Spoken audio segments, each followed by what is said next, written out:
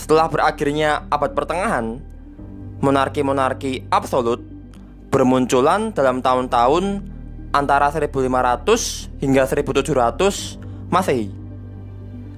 Raja-raja ini menganggap dirinya berhak atas tahtanya berdasarkan konsep hak suci raja. Sebagai reaksi dan kritikan atas kekuasaan raja yang absolut ini, muncul berbagai aliran pemikiran yang didasarkan atas paham demokrasi. Untuk mewujudkan paham demokrasi ini, timbullah gagasan untuk membatasi kekuasaan pemerintahan dengan suatu konstitusi. Konstitusi atau Undang-Undang Dasar ini merupakan dokumen hukum yang mengatur pembagian kekuasaan pemerintahan ke dalam eksekutif, legislatif, dan yudikatif. Kemudian menentukan dan membatasi kekuasaan pemerintahan dan menjamin hak-hak asasi warga negara. Paham yang kemudian dikenal sebagai demokrasi konstitusional atau konstitusionalisme ini akhirnya diterima sebagai suatu cara pengaturan kehidupan bernegara terbaik oleh masyarakat dan bangsa yang menyebut dirinya modern. Di Indonesia, diterimanya paham konstitusionalisme tercermin dari dirumuskannya konstitusi atau Undang-Undang Dasar oleh para founding father sejak sidang BPUPKI, terutama pada masa sidang kedua tanggal 10 hingga 17 Juli tahun 1945. Nah, kali ini kita akan membahas apa itu Undang-Undang Dasar yang kemudian dikenal sebagai Undang-Undang Dasar 1945. Oke, mari kita bahas.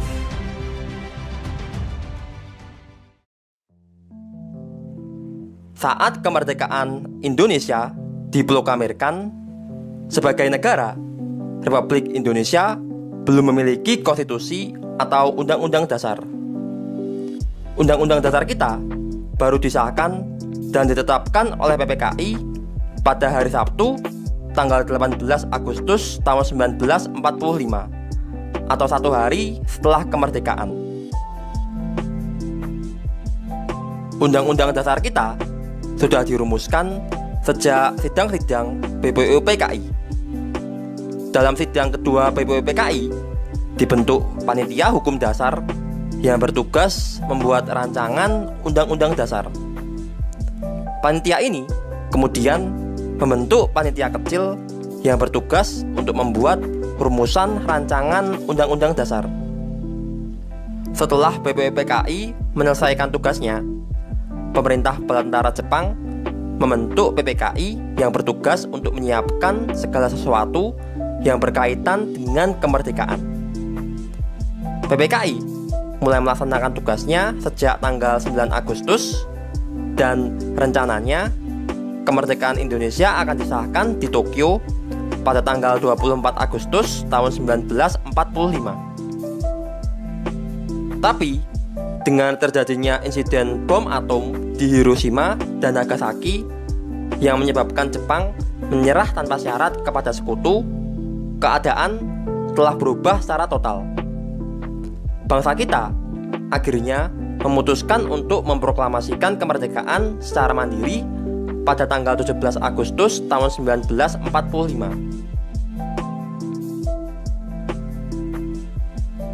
Menurut Hans Kelsen, jika suatu pemerintahan yang baru dapat mempertahankan konstitusinya yang juga baru, maka berdasarkan hukum internasional, pemerintahan dan konstitusi yang baru tersebut adalah sah dan valid.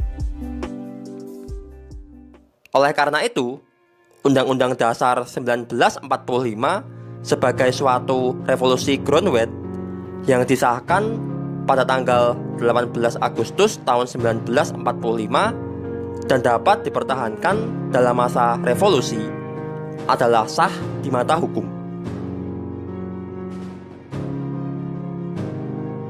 Dalam sejarah konstitusi di Indonesia, Undang-Undang Dasar 1945 sempat digantikan oleh dua hukum dasar lainnya, yaitu Konstitusi RIS 1949 dan Undang-Undang Dasar Sementara 1950. Melalui Dekret Presiden tanggal 5 Juli tahun 1959, Undang-Undang Dasar 1945 diberlakukan kembali sebagai hukum dasar negara Republik Indonesia. Undang-Undang Dasar ini terdiri dari 3 bagian, yaitu pembukaan, batang tubuh, dan penjelasan. Batang tubuh sendiri terdiri atas 37 pasal ditambah aturan tambahan dan aturan peralihan. Sesuai sifat hukum dasar, maka hal-hal yang diatur dalam Undang-Undang Dasar bersifat umum dan singkat, serta menyerahkan pengaturan lebih lanjut kepada peraturan perundangan di bawahnya. Fungsi konstitusi sebagai koreksi atas kekuasaan raja yang absolut juga tercermin dalam Undang-Undang Dasar 1945. Misalnya dalam pasal 1 ayat 2, Undang-Undang Dasar kita dengan tegas menganut asas kedaulatan rakyat. Kemudian pembagian kekuasaan ke dalam 3 cabang, yaitu eksekutif dalam bab 3 tentang kekuasaan pemerintahan negara, legislatif dalam bab 7 tentang Dewan Perwakilan Rakyat, dan yudikatif dalam bab 9 tentang kekuasaan kehakiman. Meskipun sekilas nampak demokratis, nyatanya Undang-Undang Dasar ini belum cukup kuat sebagai landasan kehidupan yang demokratis.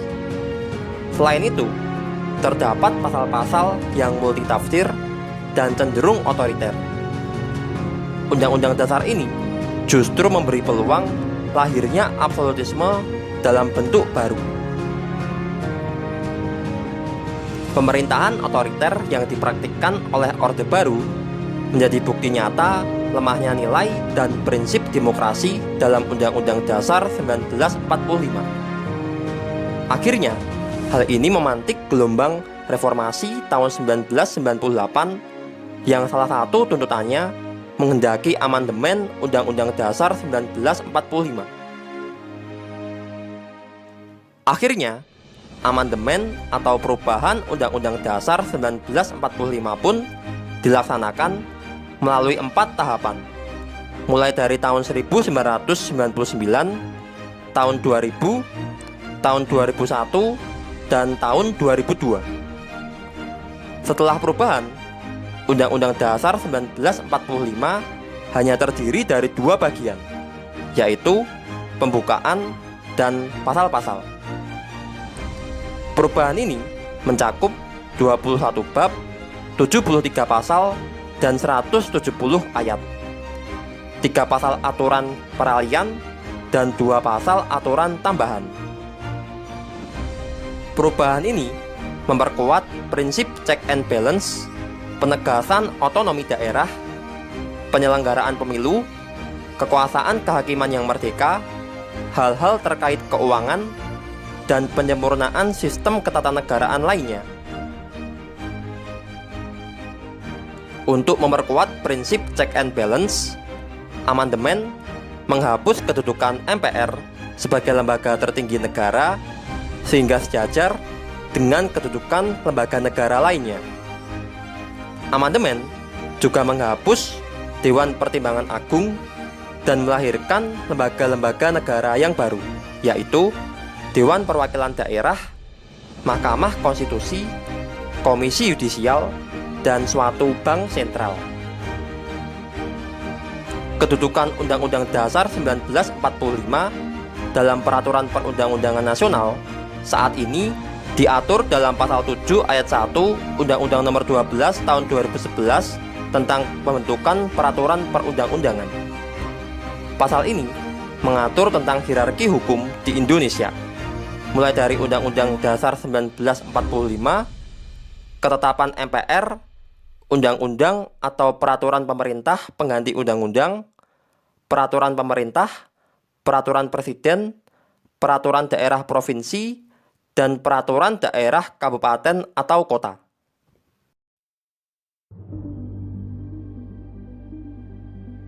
Oke, Sekian pembahasan kita tentang apa itu Undang-Undang Dasar 1945.